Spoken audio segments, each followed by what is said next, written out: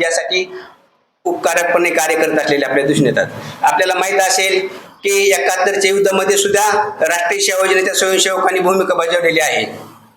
की त्या काळामध्ये तुम्ही म्हणता की युद्धामध्ये काय भूमिका बजावली, तर युद्धामध्ये जी हानी व्हायची की जेव्हा लोकांचे बॉम्ब पडले किंवा काही हानी झाली, प्रेत तयार म्हणजे माणसं मेले गेले तर त्याची प्रेताची विल्हेवाट लावणे, काही जखमी झाले त्यांची स्वच्छता करणे, त्यांच्यासाठी उपचार करणे, त्यांची शुश्रूषा करणे, अशा प्रकारचे स्वयंसेवकांनी काम केलेले आहे. अशा प्रकारे तेव्हापासून 70 पासून ते आजपर्यंत वेगवेगळ्या क्षेत्रामध्ये आपण काम करत असलेले दिसून येतात.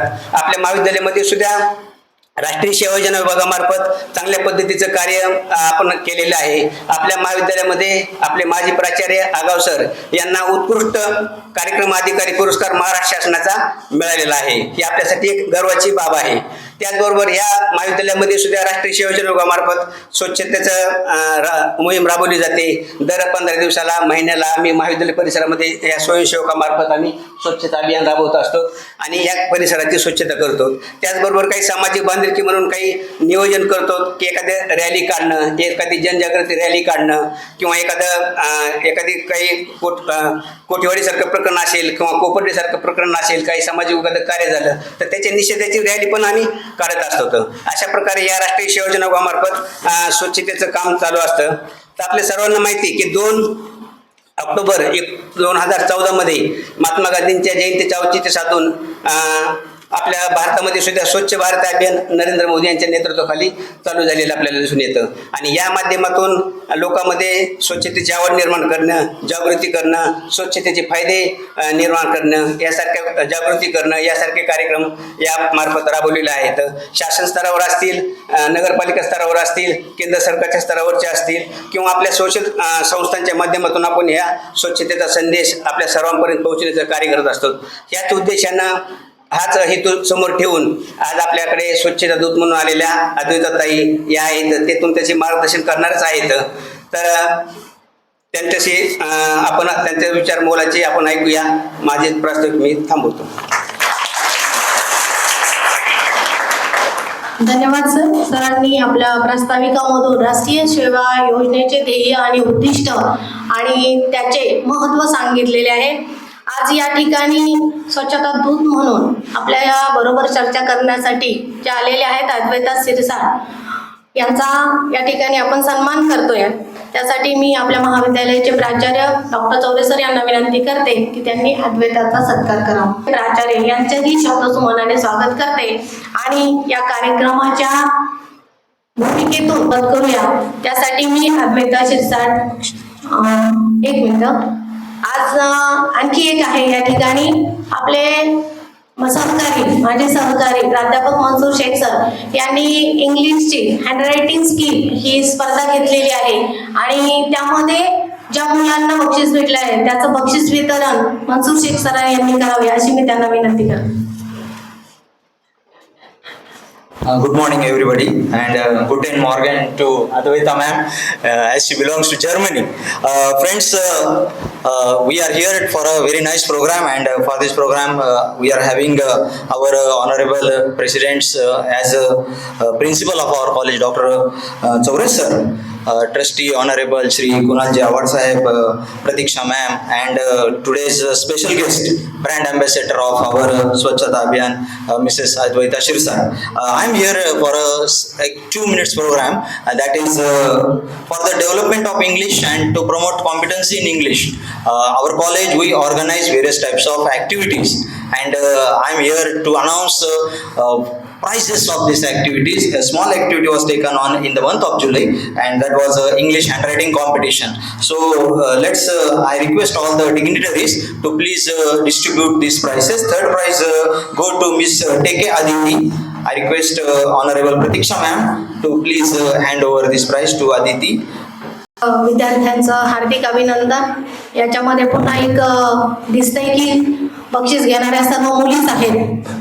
मुलांमध्ये काही कोणी दिसलं नाही आणि आपल्या समोर सुद्धा आज ज्या आपल्या मार्गदर्शन करणार आहेत त्या सुद्धा कशा पद्धतीने जर्मनीमध्ये जाऊन आपल्या प्रोजेक्ट मधून स्वच्छता दूत म्हणून त्यांची निवड झालेली आहे आणि हे खूप महत्त्वाचं काम त्या करत आहेत. असं म्हटलं जातं की पहचान कद से नहीं होती है, पहचान कद से नहीं होती है, पहचान बनाने के लिए खुद को साबित करना पड़ता है. आणि हे सगळं आपल्याला आजच्या लाभलेल्या अद्वैताशील सर यांनी केलेलं आहे. तर मी त्यांना विनंती करते की त्यांनी आमच्या विद्यार्थ्यांना स्वच्छतेचं मार्गदर्शन आणि स्वच्छतेचे धडे द्यावेत.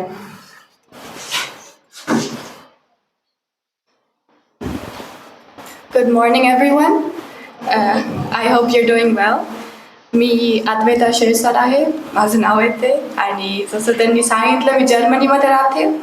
माझी आत्ताच 10वी झाली आहे थोड्या दिवसापूर्वी, म्हणजे रिसेंट आहे ॲक्च्युली. आणि मी आता 11वीत जाईन जर्मन स्कूललाच. हां, माझी मराठी इतकी छान नाही ते मे बी तुम्हाला कळलं असेल आतापर्यंत, पण मी तरी पण ट्राय करते की थोडी मराठी मी तुम्हाला म्हणजे थोडी मराठीमध्ये तरी समजून सांगेन थोडंसं मला जे सांगायचं आहे ते. तर मी फर्स्ट क्लासमध्ये होते जेव्हा मी जर्मनीला मूव्ह झाले. त्याच्या आधी माझे पॅरेंट्स गेले म्हणजे 1 year बिफोर मी, आणि मग त्यांनी मला सोबत नेलं. त्याच्या आधी जो 1 year होता म्हणजे तो गॅप, तेव्हा मी माझ्या आजी बाबांसोबत इथे पाथर्डीमध्येच राहिले. इथेच फर्स्ट स्टँडर्ड माझी मी कंप्लीट केली आहे आणि छान एक्सपिरियन्स होता तो. त्याच्यानंतर मी मग जर्मनीला गेले आणि तेव्हा मी माझ्या आजीसोबत गेले. म्हणजे आम्ही दोघीच होतो. आम्ही पहिला वेळेस म्हणजे गेलो सोबत आणि पहिला वेळेस एरोप्लेनमध्ये बसलो. छान एक्सपिरियन्स आहे. आणि मग एअरपोर्टला उतरलो. एअरपोर्ट तर सगळीकडे छान असतात ना. आपल्याकडे एअरपोर्ट छान आहे, मुंबईचा एअरपोर्ट बघितला असेल तुम्ही, आणि फ्रँकफर्टमध्ये पण मग मी जेव्हा बाहेर निघाले माझ्या आजीसोबत, तेव्हा एक कम्प्लिटली नवीन वर्ल्ड होतं ते माझ्यासाठी. आय थिंक तुमच्यासाठी पण असेल ते कम्प्लिटली नवीन वर्ल्ड, कारण की खूप शिस्त होते तिथे ॲक्च्युली. शिस्त म्हणजे की क्लीनलीनेस होती तिथे, जे कम्प्लिटली डिफरंट होतं इंडियापासून. कारण की इंडियामध्ये लोक डिफरंटली वागतात दॅन इन जर्मनी. आणि हे मी असं नाही म्हणते की इंडिया खराब आहे जर्मनी चांगलं आहे. मी असं म्हणते की वेगळे हॅबिट्स आहेत दोन्ही पण कंट्रीजचे. मग मी जर्मनीमध्ये काय बघितलं पहिलं ते होतं, मी हवा घेतली त्यांची आणि ती हवा खूप छान होती, म्हणजे खूपच फ्रेश होती. त्यांनी माझ्या नाकाला पण त्रास झाला थोडाफार, कारण की ती खूपच जास्त फ्रेश होती आणि मी यूज टू नव्हते त्याला. पण आय थिंक ती हवा नेचरमुळेच येते, कारण की चीज वगैरे जास्त आहेत जर्मनीमध्ये. आणि त्याच्यानंतर मी रस्ते बघितले त्यांचे. रस्त्यांमध्ये खड्डे बिलकुल नव्हते, म्हणजे पॉट होल्स तर नव्हतेच त्यांचे एअरपोर्टच्या रस्त्यावर. माझ्या होमटाऊनमध्ये थोडेफार आहेत, पण ते मे बी याच्यामुळे कारण की मी एका टाऊनमध्ये म्हणजे थोडीशी छोटी सिटी आहे ती इन्स्टेड ऑफ मोठ्या सिटीज. आणि त्याच्यावर ज्या गाड्या चालत होत्या त्या गाडीच्या रस्त्यावर रोड्सवर त्या खूपच शिस्तीत पण चालत होत्या. इंडिकेटर्स वापरत होत्या. जर्मनीमध्ये राईट साईडनी गाड्या ड्राईव्ह करतात, लेफ्ट साईडने. हा एक डिफरन्स आहे. ते राईट साईडने जे ड्राईव्ह करत होते ते ओव्हरटेक कोणालाच नव्हते करत. ते मस्त स्पीड लिमिटनी चालत होते, नो ओव्हरटेकिंग, काहीच नाही. आणि हॉकिंग पण खूप कमी होतं. आपल्याकडे मोठ्या सिटीज पुणे वगैरेमध्ये गेले असताना तुम्ही, तेव्हा खूप हॉंक करतात ना लोक. म्हणजे रात्री किती 7 वाजता वगैरे खूप हॉकिंग ऐकूच येतं ना. पण ते जर्मनीमध्ये तसा प्रकार बिलकुल नाही. शिस्तीत चालायचं आणि वेट करायचं जोपर्यंत तुम्ही घरी येतात. त्याच्यानंतर मी बघितलं की फक्त गाडीचा रस्ता नव्हता. गाडीच्या रस्त्याच्या लेफ्ट आणि राईट साईडला अजून 4 रस्ते होते ऑल टुगेदर. ते राईट साईडला आणि लेफ्ट साईडला सेम प्रकारचे रस्ते असतात. पहिला आहे pavement, pedestrian zone. Pedestrian zone म्हणजे की जिथे लोक चालतात, म्हणजे जिथे लोक वॉक करतात. आणि त्याच्यानंतर सायकलचा रस्ता होता जिथे लोक सायकल चालवतात. आणि सायकलचे आणि चालणारे लोक दोन्ही पण म्हणजे सेम रूल्स फॉलो करतात, जसे गाड्या फॉलो करतात. राईटनी जायचं तर राईटनीच तुम्हाला सायकल चालवावं लागेल. लेफ्टच्या रस्त्याने तुम्ही सायकल नाही चालू शकत. आणि हे मेन पॉईंट आहे की जे लोक फक्त चालतात नॉर्मल व्हेकल्ससोबत, ते सेम रूल्स फॉलो करतात जे गाडीवाले पण फॉलो करतात. इंडिकेटर्स पण सेम हे पॉईंट आहे. मी जेव्हा पाथर्डीत आले 5-6 दिवस झाले असेल त्याला, नाही तर 7. मी जेव्हा आले तेव्हा मी खूप वेळ स्कूटी चालवली आता, म्हणजे स्कूटीवर बसले आतापर्यंत माझ्या कझनच्या आणि माझ्या मम्मीच्या मागे. आणि मी एक पण कोणालाच नाही बघितलं आता पण जे इंडिकेटर्स वापरत होते. असे लोक असतील पण जास्त नाही आहेत, मला नाही दिसले जास्त. त्याच्यामुळे मला वाटतं की तुम्ही जर कोणी तुमच्यामधल्या स्कूटी चालत असेल तर तुम्ही इंडिकेटर नसतात वापरत, पण प्लीज वापरत जा इंडिकेटर, कारण की ते तुमच्या लाईफला सेव्ह करू शकतं. खूप मोठी चान्स आहे की तुम्ही इंडिकेटर नाही वापरलं तर तुम्हाला काही होऊ शकतं, ॲक्सिडेंट होऊ शकतो. कारण की मागून येणारी गाडी मे बी फास्ट असेल त्यांना कळत पण नाही ना की तुम्ही स्लोली जाणार आहेत आता, तुम्हाला जर लेफ्ट टर्न करायचं असेल तर. त्याच्यानंतर मी पुढे चालले माझ्या आजीसोबत पेडेस्ट्रियन झोनवर, कारण की आमच्याकडे तेव्हा गाडी नव्हती. तिथे चालून मला हे दिसलं की एक माणूस होता माझ्यासमोर. तो माणूस चिप्स खात होता वाटतं, मला काहीतरी पॅकेट होतं त्याच्या हातात प्लास्टिकचं, आणि तो काहीतरी खात होता. त्यांनी खाल्लं आमच्यासमोरच, आणि मग त्यांनी कचरा कुठे टाकला नाही. त्यांनी पहिलं बघितलं काहीतरी अराउंड हिमसेल्फ, तो बघत होता कुठे काही आहे का. मला वाटतं तो बघत होता डस्टबिन आहे का त्याच्या आसपास कचरा फेकायला, प्लास्टिक फेकायला. त्याला सापडलं नाही काही. मग त्यांनी तो कचरा फेकला नाही रस्त्यावर, फेकू शकला असता ना तो रस्त्यावर, पॉसिबल तर आहे आणि इझिएस्ट मेथड असेल ती. त्यांनी तो कचरा त्याच्या बॅगमध्ये टाकला. बॅग उघडायचं त्यांनी कष्ट घेतले आणि तो कचरा त्यांनी त्याच्या बॅगमध्ये डायरेक्ट टाकला, आणि त्यांनी प्रॉब्ली घरी जाऊन तो कचरा त्याच्या डस्टबिनमध्ये, घरच्या डस्टबिनमध्ये टाकला असेल. हे मला खूप इम्पॉर्टंट वाटलं, आणि हे खूप सरप्रायझिंग फॅक्ट पण आहे की असं करतात लोक ॲक्च्युली, कारण की कचरा आपण इझिली फ्लोअरवर टाकू शकतो. पण हे 5 सेकंड लागतात आपल्याला गार्बेज डस्टबिनमध्ये नाही तर आपल्या बॅगमध्ये नाही तर पॉकेटमध्ये टाकायला. तेवढा वेळ आपल्याला आपला फोन वापरायला पण लागतो, म्हणजे फोन उघडायला लागतो. तुम्ही खूप वेळेस फोन उघडत असाल, मी पण उघडते माझा फोन दिवसातून 30-40 टाइम्स प्रॉबब्ली, तुम्ही पण प्रॉबब्ली. आणि हा जो फोन आपण उघडतो त्याला 5 सेकंड लागतात. जो टाईम तुम्ही तुमचा कचरा जो तुमच्या हातात आहे, समजा चिप्सचं पॅकेट तुम्ही घेतलं असेल रस्त्यावर कुठे दुकानातून, किराणा दुकानातून, ते तुम्ही तुमच्या पॉकेटमध्ये ठेवत जा. रस्ता तुमचा गार्बेज डस्टबिन नाही आहे. आणि हे मी फक्त तुम्हाला नाही सांगते, सगळ्यांना सांगते की डस्टबिन राऊंड थिंग असती, त्याच्यात आपण कचरा टाकतो. नाही तर राऊंड नाही, म्हणजे कंटेनर असतं, आणि रस्ते असतात ना ते चालायला असतात, नाही तर गाडी चालवायला असतात, डस्टबिन नाही येते. मी जेव्हा पहिल्या वेळेस गेले तेव्हा सगळं नवीन होतं माझ्यासाठी. नवीन भाषा होती, म्हणजे जर्मन बोलतो ना आम्ही जर्मनीत. इंग्लिश पण थोडीफार बोलतात लोक, पण जास्त नाही बोलत. त्याच्यानंतर नवीन लोक होते, कारण की वेगळ्या म्हणजे रिलिजन्स वगैरेचे लोक तिथे राहतात. ख्रिश्चन्स असतात, मुस्लिम्स असतात, नाहीतर खूप वेगळे रिलिजन्स आहेत. ते कम्प्लिटली न्यू होतं माझ्यासाठी, कारण की मी इंडियामध्ये फक्त इंडियन्स बघितलेले आहेत. मोस्ट इंडियन्स राहतात ना इंडियात, त्याच्यामुळं मग ते खूप कन्फ्युजिंग हे होतं, बेचून होतं. मला तेव्हा काहीच नव्हतं यायचं, मला भाषा नव्हती येत, मला कल्चर पण नव्हतं माहिती, काहीच नव्हतं माहिती. मी डायरेक्टली 2 days अगो स्कूल जॉईन केली 2nd ग्रेडमध्ये. तेव्हा पण मला 6 months लागले सेटल डाऊन व्हायला थोडंफार तरी, कारण की मला जमतच नव्हतं बिलकुल, भाषा नव्हती येत ना. माझे टीचर्स आणि माझ्या फ्रेंड्सनी, म्हणजे फ्रेंड्स नव्हते मला ॲक्च्युली, माझ्या क्लासमेट्सनी टीचर्सनी मला काय विचारलं तर मग मी डोकं हलत होते, इंडियन स्टाईल डोकं आपण हलतो असं. तर मग त्याला मला खूप वेळ लागला सेटल डाऊन व्हायला आणि थोडं कॉन्फिडंट व्हायला. आणि त्यावेळेस मला खूप राग यायचा, माझ्या पॅरेंट्सनी मला का आणलं इकडे. मी इंडियात राहू शकले असते, कारण की मी खूप छान करत होते इंडियात, माझा अभ्यास चांगला चालू होता, मी फ्रेंड्स होते माझ्याकडे, आणि भाषा पण चांगली येत होती मला त्यावेळेस, याच्यापेक्षा बेटर प्रॉबब्ली. तर मग पण जो अँगर माझ्यामध्ये जमा झाला तो कमी व्हायला लागला जेव्हा माझी पर्स्पेक्टिव्ह शिफ्ट झाली.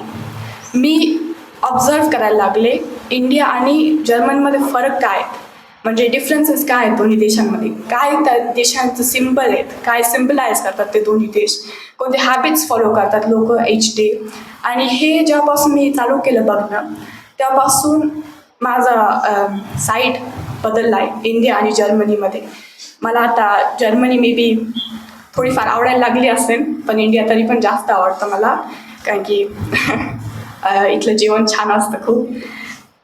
तर मग ते मग मला जो पर्स्पेक्टिव्ह शिफ्ट झाला त्याच्यामुळेच मी इथे आले आज, कारण की मी रिअलाईज केलं की कचरा खूप पडलेला असतो इथे इंडियामध्ये थोडाफार.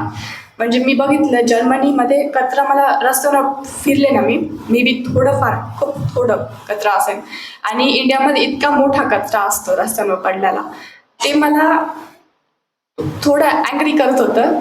कारण की आपण हे सोशल मीडियावर पण बघतो. मी समजा जेव्हा इंस्टाग्राम वगैरे उघडते, कधी कधी सोबतचे जास्त नाही उघडत, तर मग तेव्हा मी बघते की लोक रील्स पाठवतात, इंडिया किती डर्टी आहे वगैरे वगैरे. आणि आय बेट हे रील्स फक्त इंडियन्सच पाठवतात लाईक्स वगैरे भेटायला. मला माहिती नाही की ही फॅक्ट प्रूव्हन आहे का नाही, पण मला वाटतं की हे सगळं इंडियन्स करतात त्यांच्या स्वतःसाठी, त्यांना पैसा कमवायचा असं वगैरे वगैरे. पण यांनी आपल्या देशाचं नाव खराब होतं, जे मला बिलकुल आवडलेलं नाही आहे. त्याच्यामुळं मला वाटतं की एकच स्टेप करू शकतो आपण आता, आणि आपण फक्त कचरा काढू शकतो. This is the only step that we got left वाटतं मला. आणि जे कचरा कमी आहे ते फक्त जर्मनीत नाही आहे, ते फ्रान्स, स्वित्झर्लंड, नेदरलँड्स अशा देशांमध्ये पण आहे. म्हणजे मोस्ट युरोपियन देश आहेत ना, जे स्टार्टिंग देश युरोपियन युनियनचे, ते पण हेच नियम फॉलो करतात जर्मनीसारखे, आणि ते पण खूप सक्सेसफुल आहेत अशा ह्याच्यात. आणि तिथे मग सगळ्या देशांमध्ये गार्बेज तर कोणी थ्रो नाही करत. मी तुम्हाला जो एक्झाम्पल दिला तसं. आणि लोक स्पीट पण करत नाही ग्राउंडवर. मी इथे आल्यावर लगेच लोक बघितलेच स्पीट करतात ग्राउंडवर, जे असं तोंडात ते स्पीट करतात वगैरे.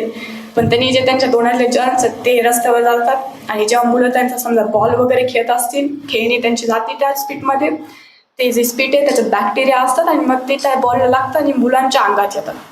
त्यांनी खूप म्हणजे डिसीजेस पण स्प्रेड होतात, आणि त्याच्यामुळं इंडियामधला डिसीज स्प्रेडिंग रेट खूप हाय आहे करंटली. आणि हा मेन प्रॉब्लेम, हे आपण सगळं सॉल्व्ह करू शकतो जर लोकांनी त्याच्यामध्ये गव्हर्नमेंटला हेल्प केलं तर. सिटिझन्सची रिस्पॉन्सिबिलिटी आहे की ते देश आपला साफ ठेवतील, आणि ही फक्त गव्हर्नमेंटची रिस्पॉन्सिबिलिटी नाही आहे. कारण की गव्हर्नमेंट कुठे सगळीकडे कचरा टाकतो, आपणच टाकतो ना.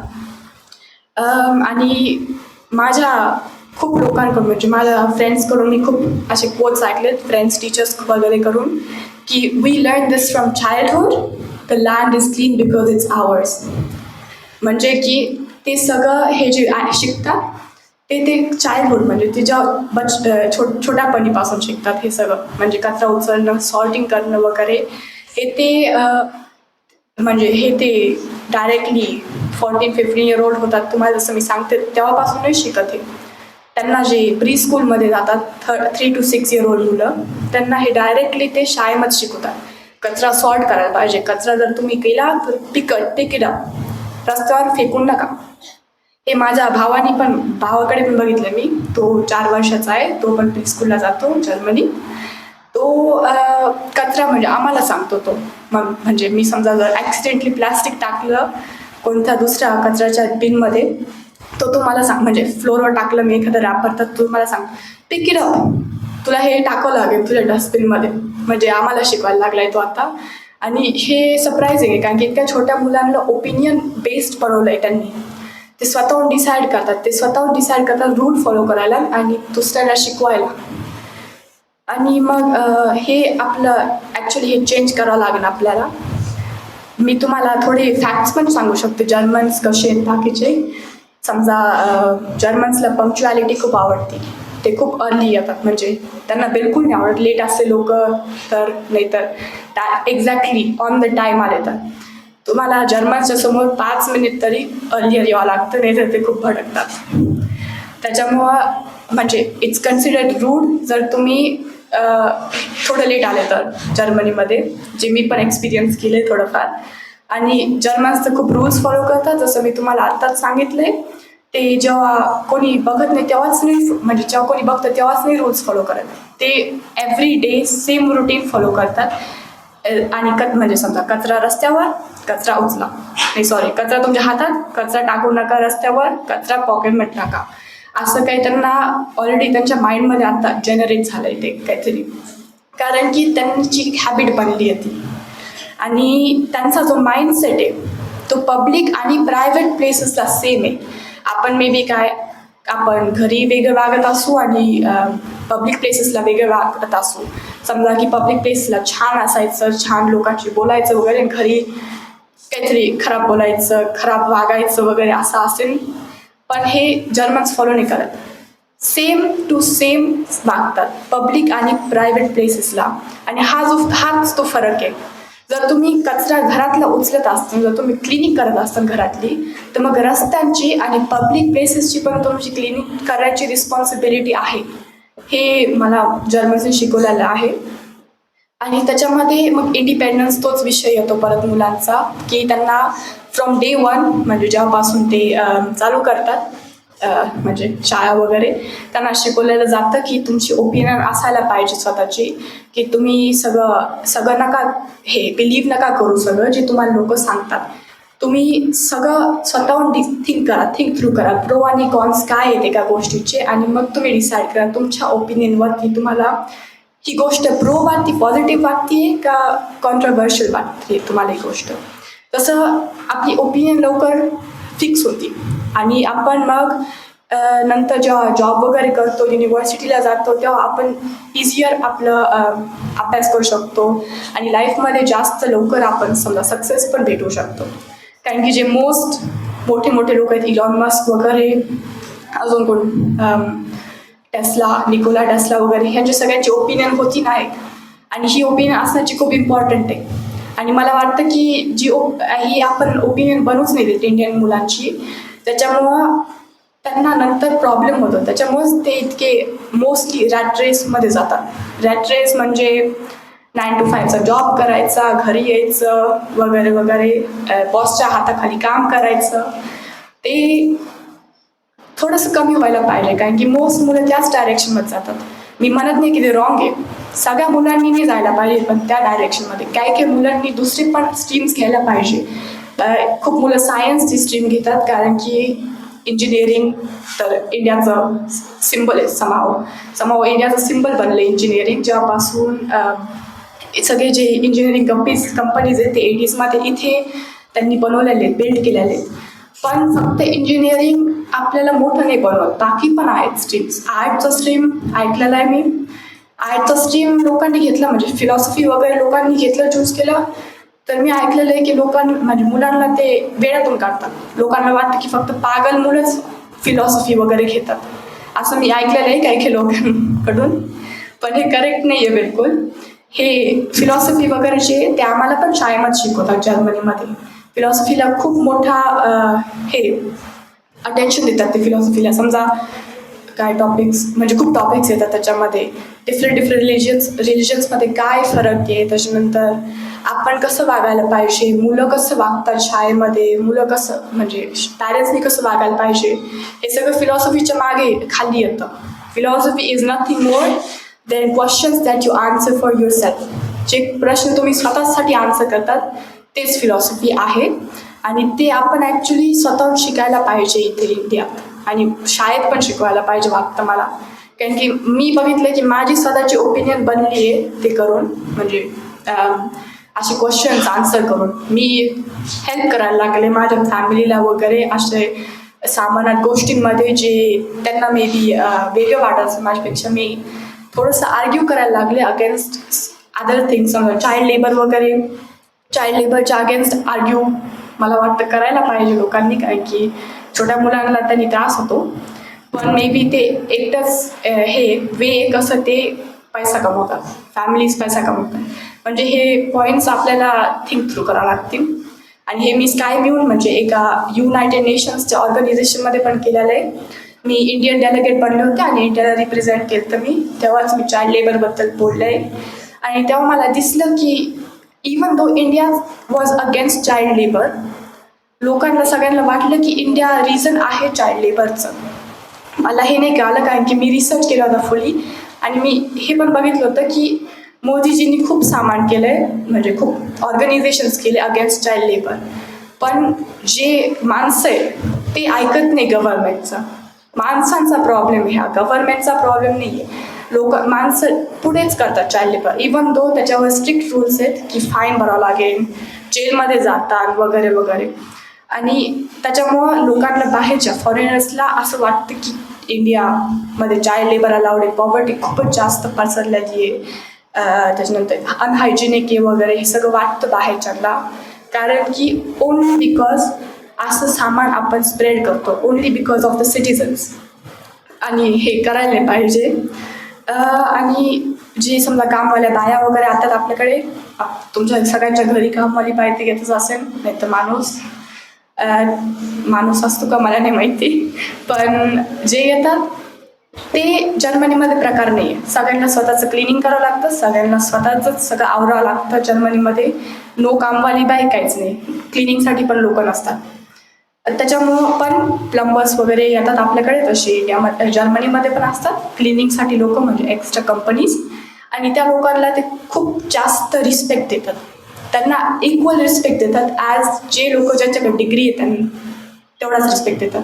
म्हणजे डिग्री आणि स्किल्ड वर्कमध्ये ॲक्च्युली फरक नाही आहे.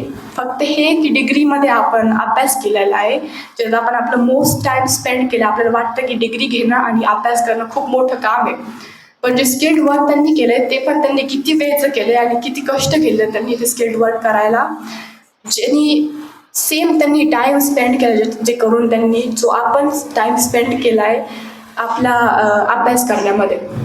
त्याच्यामुळं रिस्पेक्ट करणं अशा म्हणजे व्होकेशनल वर्क म्हणतात त्याला, जे लोक आपल्यासाठी काम करतात, म्हणजे आपलं घर वगैरे साफ करतात, नाहीतर काहीतरी इश्यूज फिक्स करतात, इलेक्ट्रिशियन्स वगैरे वगैरे, हे लोक सेम लेवलवर आहेत ॲज आपण आहेत. आपण 1800s तर नाही आहेत.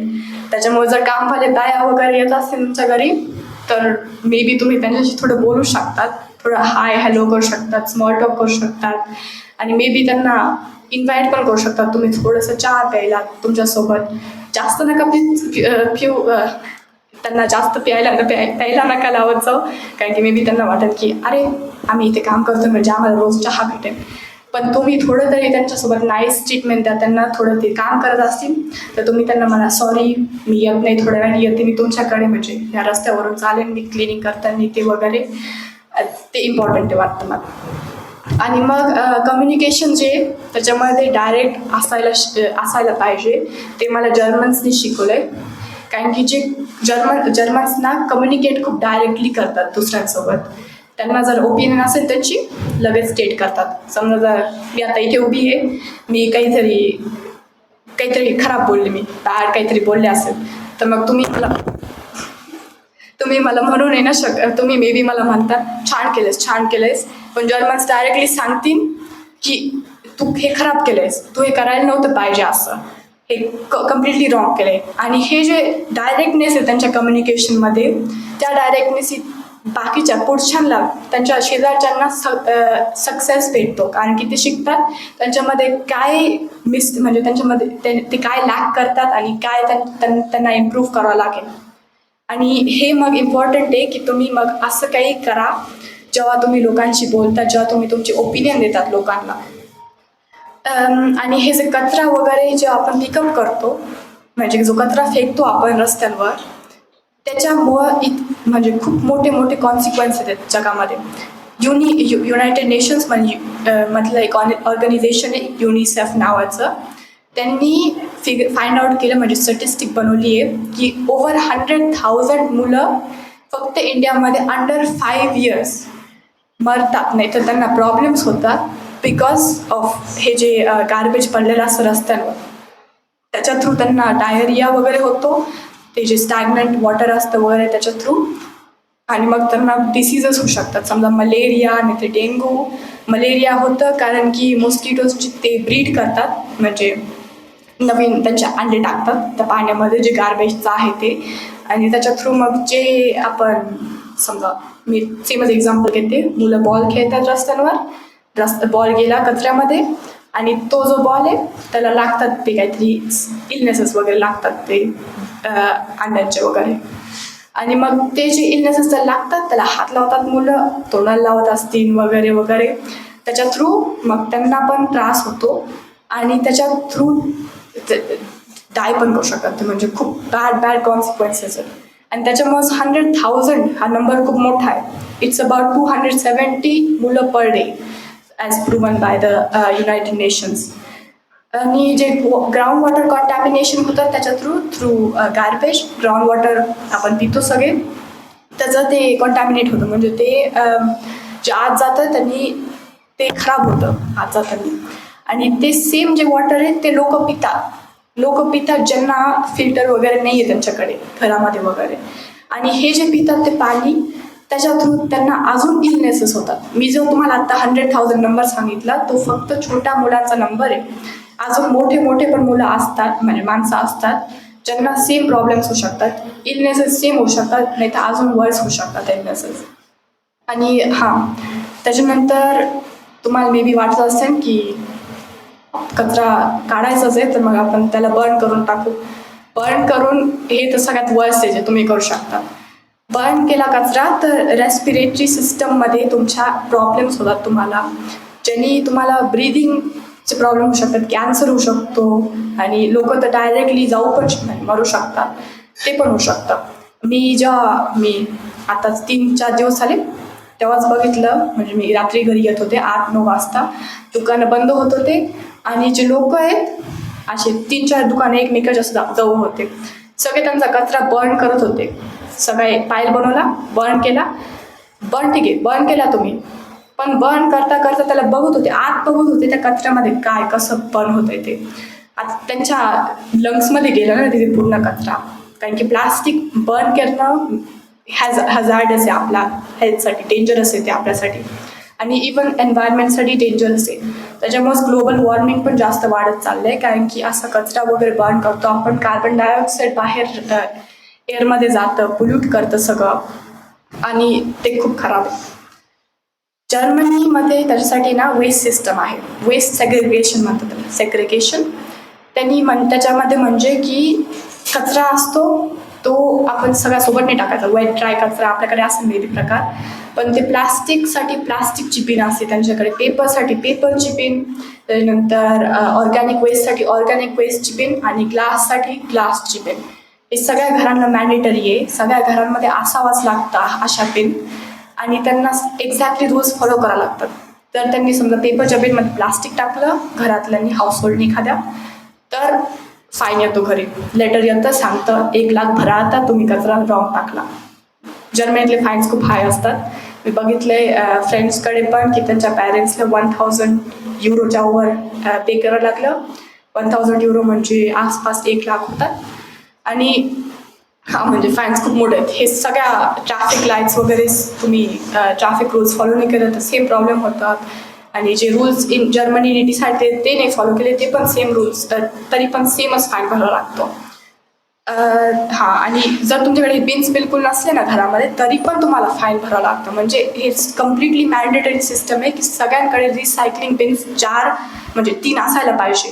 ती चौथी आहे ती ग्लासची बिन. ती सगळ्या नेबरहूड, एव्हरी नेबरहूडमध्ये ॲटलिस्ट एक बिन असती ज्याच्यात लोक जाऊन ग्लास टाकतात, कारण की सगळे लोक ग्लासच्या बॉटल नाही वापरत, आमच्याकडे काहीच वापरतात.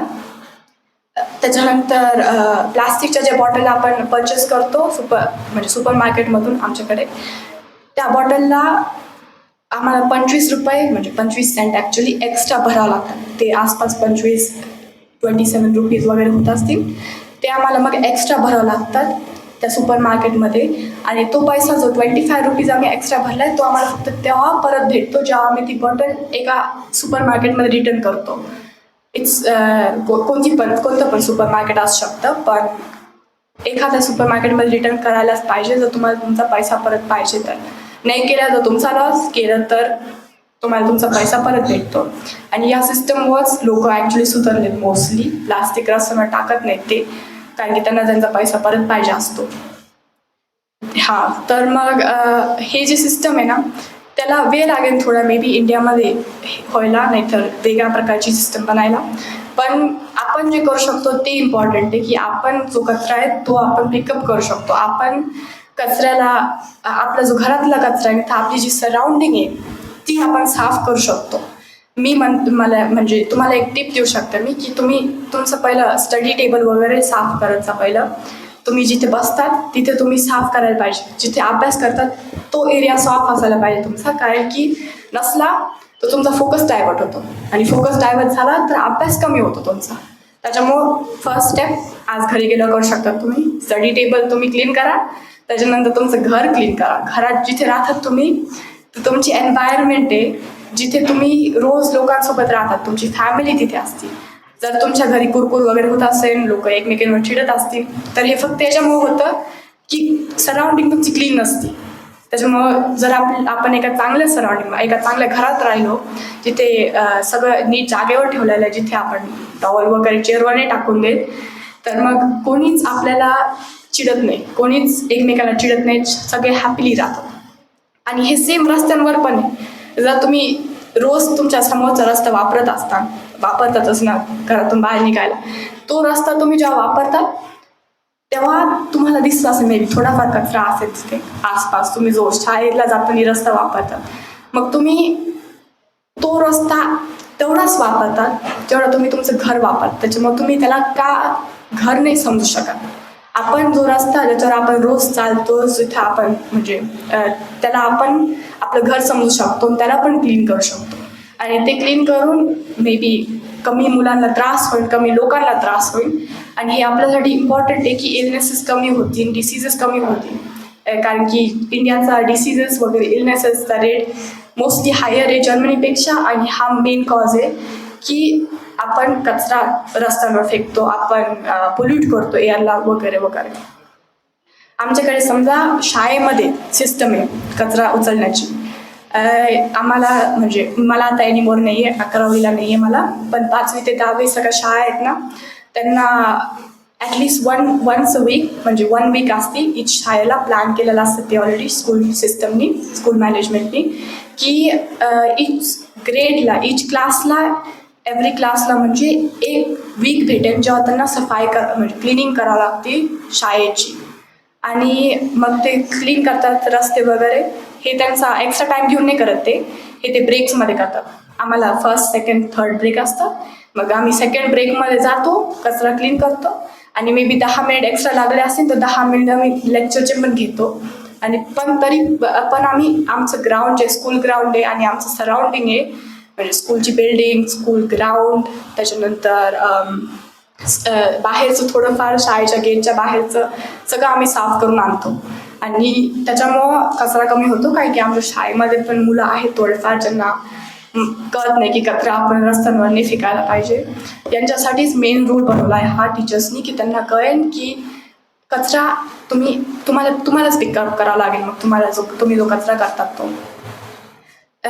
आणि हा जो रूल आहे त्याला म्हणजे हा जो लेसन आहे तो खूप अर्ली येतो त्यांच्या मुलांकडे. मग म्हणजे 5th ग्रेडर्सला पण डायरेक्टली कळतं ते की जे शेअर्ड एरियाज आहेत, आपण जे शेअर करतो एरियाज बाकीच्यांसोबत, तुम्ही सगळे एकच स्कूल शेअर करतात, की ही सराउंडिंग अशी तुम्ही हे करायला पाहिजे, म्हणजे ट्रीट करायला पाहिजे जशी की तुमची स्वतःची आहे.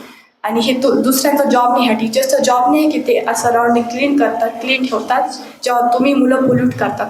पण मला तुमच्या शाळेमध्ये काही प्रॉब्लेम नाही दिसत आहे. ही तुमचं कॉलेज खूप छान आहे, खूप क्लीन ठेवतात तुम्ही सगळे.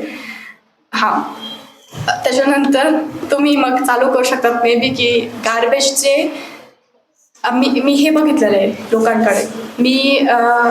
माझा म्हणजे आम्ही जिथे राहतो आम्ही करंटली पाथर्डीमध्ये, तिथे लोक त्यांचा जो वेस्ट आहे तो डंप करून टाकतात दुसऱ्यांच्या प्लॉटमध्ये. म्हणजे जो दुसऱ्यांचा प्लॉट आहे त्याच्यामध्ये लोक कचरा जो त्यांचा आहे म्हणजे बनानाचं पील वगैरे असेल असंच टाकून देतात. थिंक पण नाही करत की दुसऱ्यांचा प्लॉट आहे, दुसऱ्यांना त्रास होईल ते काढायला वगैरे, डायरेक्टली टाकून देतात. आणि मग कचरावाली गाडी आल्यावर म्हणतात जाऊ द्या आम्हाला झोपायचं आहे, आम्ही नाही टाकणार कचरा. आणि दुसऱ्यांचा जे प्लॉट आहे तो खराब होतो, ज्याच्या थ्रू मग त्यांच्या ग्राउंडवर पिक्स वगैरे, स्नेक्स वगैरे सगळं वाढतं. आणि मग कोणी गेलं छोटं मुलं वगैरे गेलं तिथे त्या प्लॉटवर, त्यांना स्नेक बाईट करू शकतं, नाही तर त्यांना काहीतरी होऊ शकतं, काहीतरी इलनेस होऊ शकतं, कारण की हा कचरा तिथे जातो. आणि त्याच्यामुळं मे बी जर तुम्ही करत असता, मला नाही माहीत करतात का नाही, पण तुमच्या मम्म्या नाही तर पप्पा तर टाकत असतील कचरा अशा दुसऱ्याच्या प्लॉटवर आहेत बाहेर घराच्या, प्लीज करत नका जाऊ, हे खूप खराब येते. कचरावाली गाडी येते ना रोज कचरा घ्यायला तुमचं, रोज मला नाही माहिती पण येतील कधीतरी. हां, आणि हा तुमचा प्रॉब्लेम आहेच, म्हणजे असं नका थिंक करू की हा तुमचा प्रॉब्लेम नाही आहे. ह्याचे कचरा असतो रस्त्यांवर, हा सगळ्यांचा प्रॉब्लेम आहे, पूर्ण इंडियातल्या सगळे जे लोक राहतात त्यांचा प्रॉब्लेम आहे हा. कारण की हे जे सगळे घरं आहेत, जे स्ट्रीट्स आहेत, जे विलेजेस आहेत, टाउन सिटीज सगळं कनेक्टेड आहे, इंटरकनेक्टेड आहे हा सिस्टम. आणि त्याच्यामुळं क्लीन ठेवणं आपली रिस्पॉन्सिबिलिटी येते. आणि हे तुम्ही तर म्हणू शकता ठीक आहे गव्हर्नमेंटने आमच्यासाठी पिन्स वगैरे गार्बेज पिन्स बनवून ठेवायला पाहिजे रस्त्यांवर, का आम्ही काय करू काही जर गव्हर्नमेंट काही करत नाही. पण ते इम्पॉर्टंट हे की गव्हर्नमेंटने जेवढे पण स्टेप्स घेतले तेवढंच बॅकवर्ड आपले लोक करतायत. त्याला बेन जर स्टीलची बनवली तर स्टीलच न्यायचं, स्टीलच उचलून न्यायचं आणि कोणाला तरी सेल करायचं, पैसा भेटतो ना लोकांना. हे करायला नाही पाहिजे आपण. त्याच्यामुळं गव्हर्नमेंट आपल्यासाठी काही करत नाही निमोर, कारण की लोक त्याला नीट शिस्तीने वापरत नाही. आणि हा सिविक सेन्स आहे. सगळे लोक तसं नाही आहेत, सगळे लोक नाही आहेत तसे, काहीच लोक आहेत तसे, पण त्यांच्यामध्ये पण सिविक सेन्स आणायला आपल्याला स्टेप घ्यावं लागेल. आणि ते तर इम्पॉर्टंट पॉईंटच आहे. आणि जर आपण गव्हर्नमेंटला डिफेंड नाही केलं याच्यामध्ये तर करप्शन पण होऊ शकतं, जे खूप देशांमध्ये ऑलरेडी करंटली चालू आहे खूप. आणि ते करप्शन आपल्याकडे जास्त व्हायला नाही पाहिजे, कारण की खूप खराब येते. त्यांनी पूर्ण डेव्हलपमेंट कंट्रीची हे होऊ शकते, बॅकवर्ड जाऊ शकते. मोदीजींनी एक स्वच्छ भारत अभियान पण चालू केलं होतं. आत्ताच कोणीतरी म्हटलं होतं ते, एका सरांनी सांगितलं ते खूप गुड इनिशिएटिव्ह आहे. मला खूप आवडलं ते केलं आहे ते. पण मला वाटतं की लोक त्याला सिरियसली नाही घेत. मोस्ट लोक जे ते फॉलो करतात ते फक्त याच्यामुळं करतात की त्यांना फोटो पाहिजे इंस्टाग्राम वगैरेवर टाकायला. लोक ते ब्रूमस्टिक हातात धरतात आणि कचरा त्यांच्या समोर असतो, त्याचा फोटो घेतात आणि सांगतात लोकांना आम्ही आमच्या देशासाठी किती करतोय बघा. पण तसं करायला नाही पाहिजे. त्यांनी तो कचरा उचलायला पाहिजे. आणि एकच दिवस उचलून काही नाही होत, कारण की दुसऱ्या दिवशी लोक परत टाकतात तो कचरा आणि मग परत खराब होतं. मी जेव्हा इथे आले, मी दुसऱ्याच दिवशी माझी जी सराउंड म्हणजे माझं जे घर आहे त्याच्याजवळचं नेबरहूड मी चालू केलं साफ करायला. थोडंफार माझ्या कझनसोबत चालू केलं मी ते. आम्ही जेव्हा ते केलं तेव्हा लोक आमच्याकडे बघत होते. लोक काहीच आमच्याकडे बघतच राहिले फक्त. कोणी काही विचारलं पण नाही काय करतायत तुम्ही, का करतायत. कोणी म्हटलं पण नाही आम्ही तुम्हाला हेल्प करू का. फक्त बघत राहिले आमच्याकडे काय करतायत. मला वाटतं लोकांना वाटलं आम्ही कचरा उचलत असो, काहीतरी सेल करायला वगैरे वाटलं असेल त्यांना मे बी. पण आणि त्याच्यामुळं तो कचरा जो आहे मी परत गेले. थोड्या दिवसानंतर मी परत गेले त्या जागेवर. कचरा परत तिथे सेम जागेवर सेम अमाऊंट ऑफ कचरा परत होता. त्याच्यामुळे म्हणजे मी जे केलं त्याचा काही फायदाच नव्हता. मी माझाच वेस्ट केला टाईम लोकांना. त्याच्यामुळे मी गेले घरी, लोकांच्या एकेकाचा घरी गेले, समजवलं त्यांना त्या नेबरहूडच्या की कचरा नका टाकत जाऊ तुम्ही. इथे एरिया हा तुमचा नाही आहे, हा गव्हर्नमेंटचा एरिया आहे. इथे कचरा टाकणं तुमच्या घरासारखा कचरा नका टाकू तुम्ही. कचरावाली गाडी येईल तुम्हाला कचरा हे घ्यायला तुमचा. पण ठीक आहे, मग ते ॲक्च्युली सुधारले. लोक म्हटले मला ओके ठीक आहे. मग मी 3-4 दिवस म्हणजे आत्ताच तो 2 दिवस आले असते त्याला गेले मी परत त्या जागेवर. कचरा कमी होता. जेवढा कचरा म्हणजे लास्ट टाइम मी परत पिकअप केला होता त्याच्यापेक्षा खूप खूप कमी कचरा होता. अजून पण थोडेफार लोक होते ज्यांना अजून समजलं नाही ते, पण जे मोस्ट लोक होते त्यांना समजलं ते. आणि मला वाटतं की तुम्हाला पण समजलं असेल की जेव्हा तुम्ही हे जर कोणी तुम्हाला सांगत असेल काही तर तुम्ही ते फॉलो करायला पाहिजे मे बी, कारण की ते तुमच्यासाठीच करतायत ते. आणि म्हणजे एक विलेज आहे आपल्याजवळच अहमदनगर डिस्ट्रिक्टमध्ये महाराष्ट्रातच, रालेगान सिद्धी नावाचं. ते विलेज आधी खूप हे होतं, म्हणजे तिथे ड्रॉट होतं, तिथे पॉवर्टी होती, तिथे गार्बेज म्हणजे खूपच गार्बेज होतं, पूर्ण गार्बेज फील्ड होतं ते. पण मग एक माणूस होता, अण्णा हजारे नावाचे एक होते, आणि त्यांनी आणि विलेजर्स होते त्या विलेजचे, त्यांनी मिळून डिसाईड केलं की त्यांना ॲक्ट करावं लागेल अगेन्स्ट इट. त्याच्यामुळे त्यांनी एक वेस्ट मॅनेजमेंट सिस्टम बिल्ड केली, त्यांनी वॉटर कन्झर्वेशन बिल्ड केलं, ट्रीज प्लांट केले त्यांनी, आणि सिविक डिसिप्लिन त्यांनी चालू केली त्या विलेजमध्ये. जर असं एक विलेज करू शकतं ते जिथे मोस्ट लोक जास्त शिकलेले नाही आहेत आणि तुम्ही इथे कॉलेजमधले मुलं आहेत, तर आपलं पात्र ठिकाणी करू शकत हे आपण. म्हणजे जर ते करू शकतात हे, तर मग आपण पण करू शकतो हे. आणि मला वाटतं की आपण एक ॲज अ मॉडेल विलेज घ्यायला पाहिजे ते जे करतायत ते. मला वाटतं की गार्बेजबद्दल खूप झालं आता, त्याच्यामुळे मी थोडंसं फोनच्या रिलेटेड बोलते तुमच्याशी, कारण की मला वाटतं की फोन्स जे आपण वापरतो ते खूप मोठा इश्यू आहे. मोस्ट मुलं तुमच्यातले फक्त फोन वापरत असतील सोशल मीडियावर काहीतरी करायला, रील्स बघत असतील, तुमचे स्वतःचे फोटोज टाकत असतील. पण फोनचा यूज तुम्ही अजून पण करू शकता. तुम्ही रिसर्च करू शकता, तुम्ही लर्न करू शकतात काहीतरी नवीन, तुम्ही लोकांसोबत कनेक्टेड राहू शकता. कनेक्टेड म्हणजे मी नाही म्हणत की एक तुला जायचं का आज खेळायला बाहेर, चला आपण खेळायला जाऊ. तुम्ही त्यांच्या घरी पण जाऊन बोलू शकतात ना ते. म्हणजे याच्यापेक्षा तुम्ही चालू करा की फोन चांगल्या रिझनसाठी वापरा.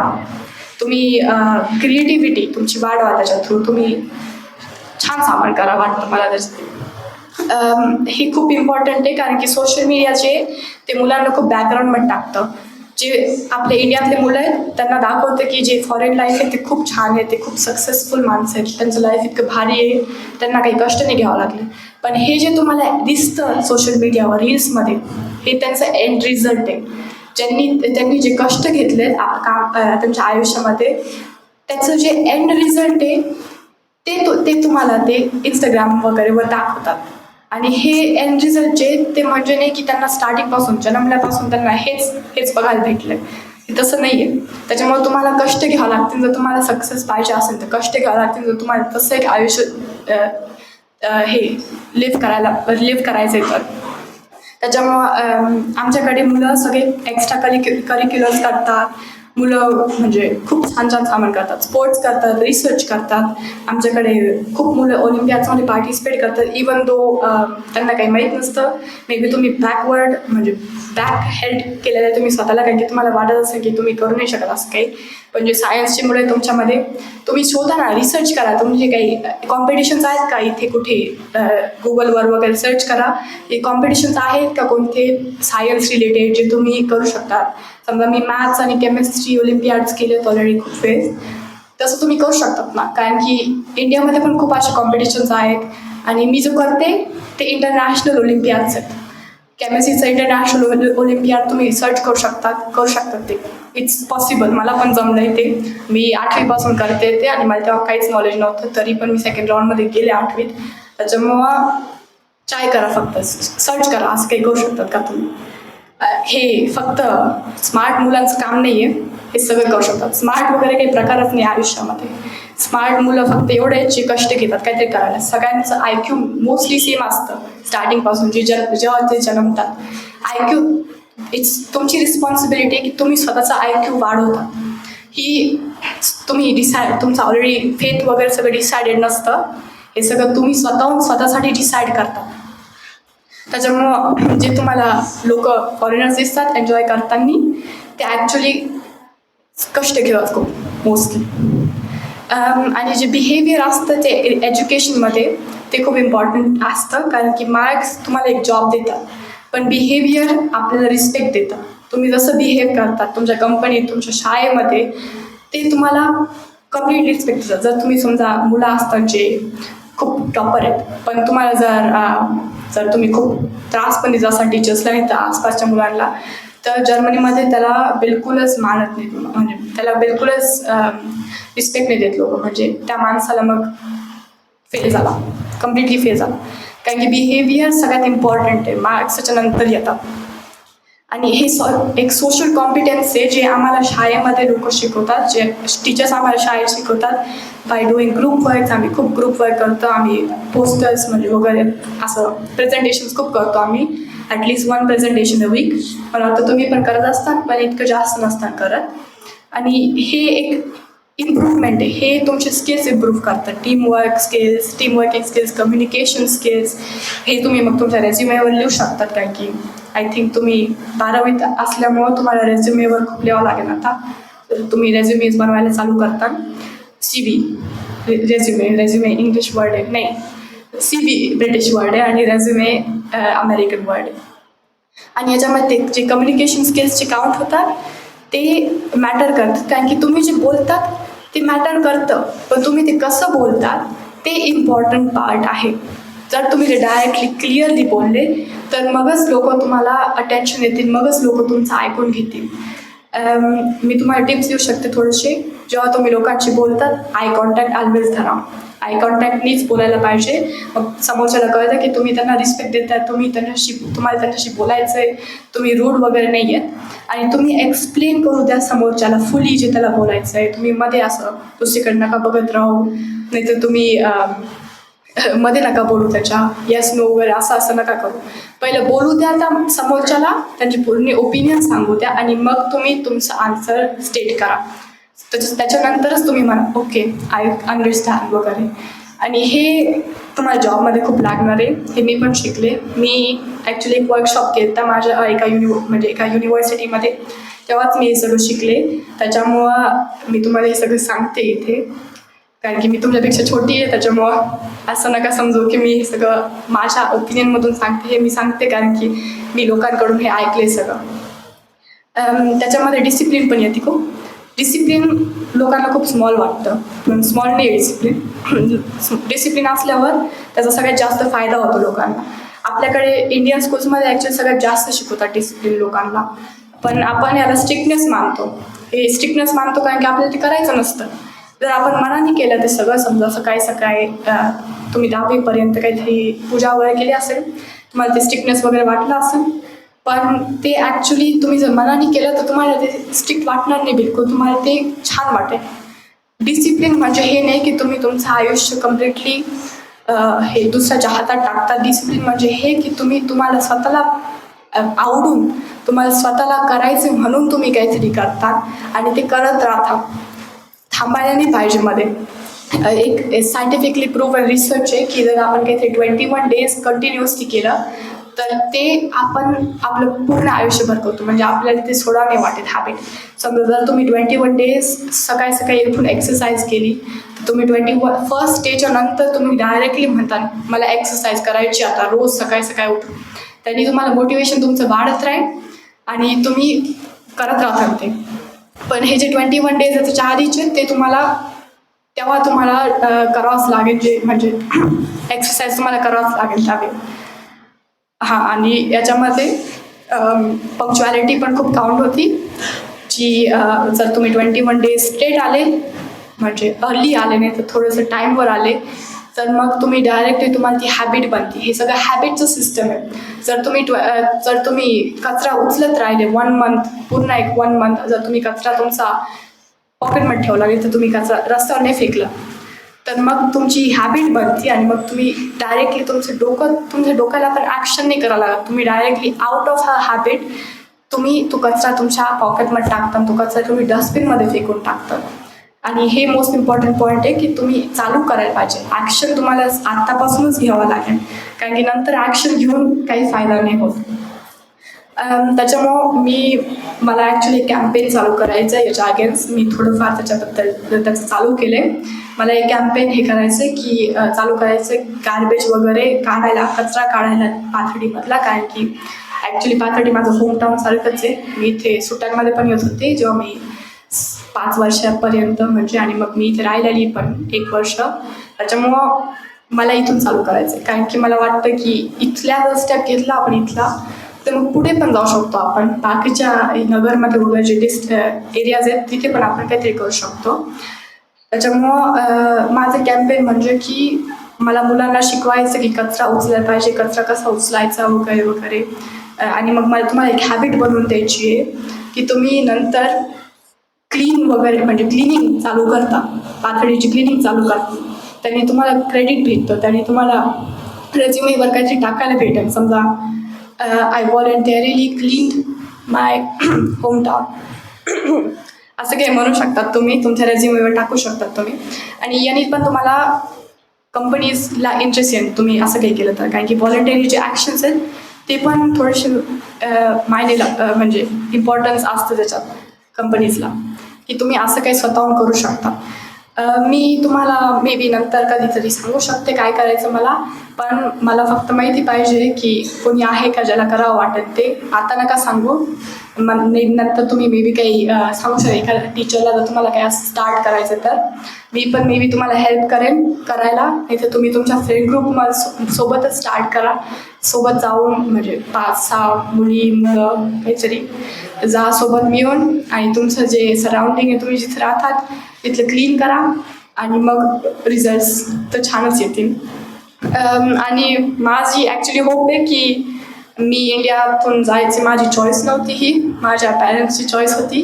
पण माझी विश आहे ही की मी जेव्हा परत येत राहील समर हॉलिडेजमध्ये इथे भेटायला इंडियात आथर्डी वगैरेला, की मला ते स्वच्छ दिसेल. आणि त्याच्यामुळेच मी हे चालू केलं, म्हणजे स्पीच देते मी आता त्याच्यामुळेच. आणि हे जे क्लिनिंग आहे ते 1 डे टास्क नाही आहे, ती रोजची एक रिस्पॉन्सिबिलिटी आहे तुमची, आपली सगळ्यांची रोजची एक रिस्पॉन्सिबिलिटी आहे की तुम्ही कचरा उचलतात, कचरा तुम्ही टाकत नाहीत खाली. जरी पण तुमच्या आसपासचे लोक हे करत नसतील तरी पण तुम्ही हे करायला पाहिजे. आणि ही फक्त गव्हर्नमेंटची ड्युटी नाही आहे, ही सगळ्यांची आहे, इन्क्लुडिंग तुमची आणि माझी. थँक्यू.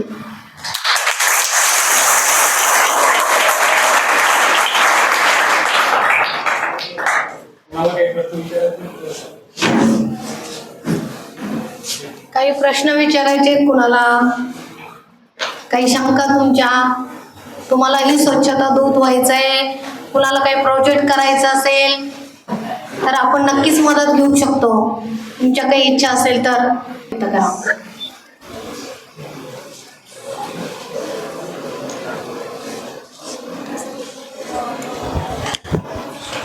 आपल्या महाविद्यालयामध्ये आज आयोजित स्वच्छता अभियान मार्गदर्शन या कार्यक्रमाच्या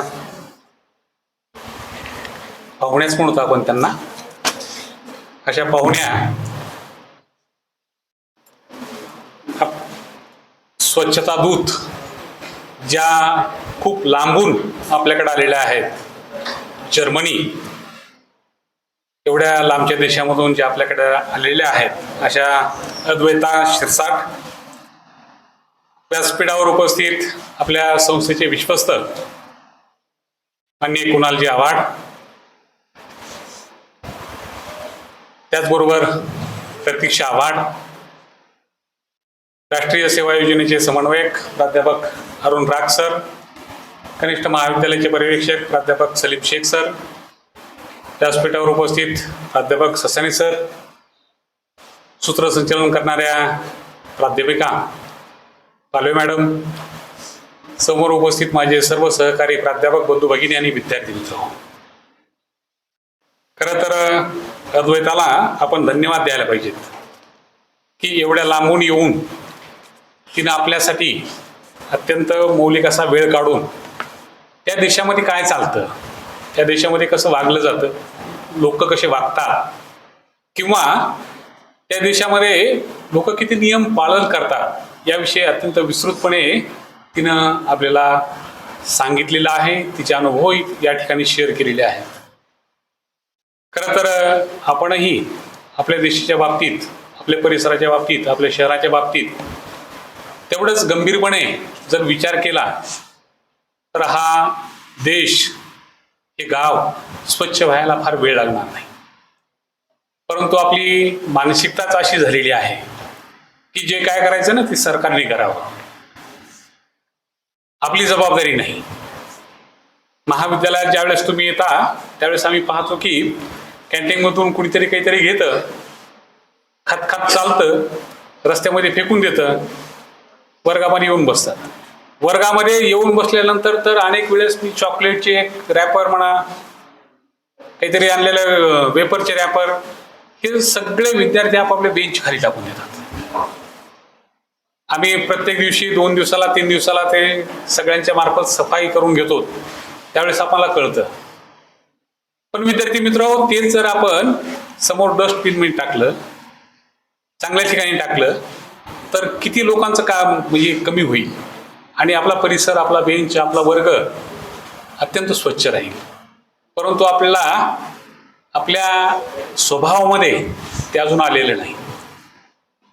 विद्यार्थी मित्र, तुम्ही पाथर्डीतून जात येत असताल, पाथर्डी शेजारी एक नदी वाहते पहा, बघितली?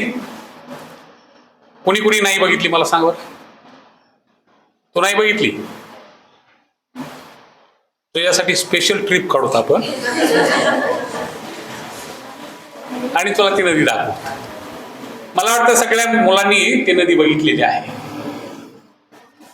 या नदीमध्ये आता जर कोणी म्हटलं तुम्हाला की जाऊन त्या नदीमध्ये हातपाय धुवा आणि त्या नदीचं किमान एक ओंजळवर पाणी प्या, असं जर कोणी म्हटलं तर तुम्ही करू शकाल का? पण 35 वर्षापूर्वी या नदीचं लोक पाणी पित होते. या नदीमध्ये लोक, लहान मुलं पोहत होते, आंघोळी करत होते. मग आपण प्रगती केली का पाठीमागे गेलो होतो? गाड्या आल्या आपल्याकडं, घोडे आल्या, फोन आले, मोबाईल आले, पण आपण वागण्यात, राहण्यात कुठंतरी कमी पडत आहोत. जिथं जिथं माणूस गेला ना तिथं त्यानं घाण केली. भिंगारच्या नगरला जाताना भिंगार नावाचं एक शहर लागतं पालीकडं. त्याच्या अलीकडं ज्या वेळेस ती वस्ती नव्हती ना, खूप स्वच्छ परिसर होता. मागच्या 4-5 वर्षापासून पाहतोय मी त्या भिंगारच्या अलीकडे त्या रस्त्याच्या कडीला एवढी घाण पडलेली नव्हती. ती 5 वर्षापूर्वी अजिबात नव्हती. म्हणजे आपण ज्यावेळेस राहतोय त्यावेळेस स्वच्छता ठेवण्याच्या ऐवजी कशी घाण होईल, कसं अस्वच्छ होईल याकडे आपण पाहत आहोत. खरंच विद्यार्थी मित्रहो, एक छोटासा अनुभव सांगतो. 1999 ची गोष्ट आहे आणि मी औरंगाबादला विद्यापीठामध्ये शिकायला गेलेलो होतो. औरंगाबाद विद्यापीठ जर कोणी पाहिलं असलं तर ठीक आहे, पण नसलं पाहिलं तरी तुम्हाला सांगतो की त्या विद्यापीठामध्ये शेजारी असे फार मोठे उंच डोंगर आहेत आणि आम्ही खेड्यामधलेच, डोंगरातलेच, आम्हाला डोंगराविषयी आकर्षण. आम्ही एक दिवशी रविवारी काय केलं, सकाळी सगळेजण गेलो आणि म्हणलं चला त्या डोंगरावर जाऊ.